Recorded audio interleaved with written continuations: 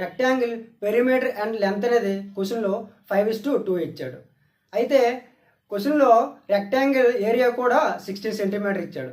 మనకేం find చేయమన్నాడంటే rectangle width find చేయమన్నాడు. దానికోసం perimeter and length ratios question మనకి 5:2 ఇచ్చాడు. పెరిమీటర్ అంటే రెక్టాంగిల్ పెరిమీటర్ ఫార్ములా ఏంటి?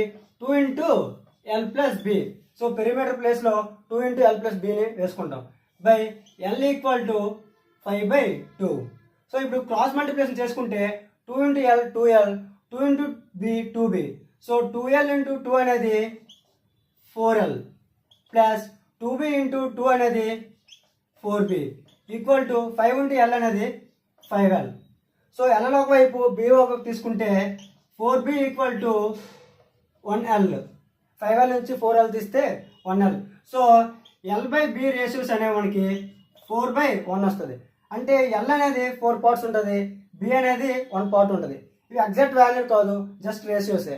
ఇప్పుడు ఎగ్జాక్ట్ వాల్యూ కోసం రెక్టాంగిల్ ఏరియా అనేది మనకి 16 ఇచ్చాడు. సో ఏరియా ఫార్ములా ఏంటి? L × B = 16 ఇచ్చాడు.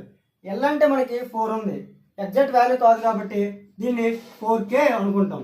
ఇంటూ 1 ఉంది, 1 అంటే K = 16. 4K × K అనేది 4K² = 16. So 4 1s and 4 4s, K² = 4. ఈ 4 అనేది 2 స్క్వేరే కదా. సో ఇక్కడ K² ఉంది, ఇక్కడ 2 స్క్వేర్ ఉంది. సో ఈ స్క్వేర్ పోతే K = 2 ఉంది. మనకి విత్ కొనుక్కోమన్నాడు కదా, విత్ వాల్యూ ఏముంది మనకి ఇక్కడ 1K ఉంది. 1K అంటే K వాల్యూ 2 ఉంది కాబట్టి విత్ వాల్యూ అనేది మనకి 2 వస్తుంది.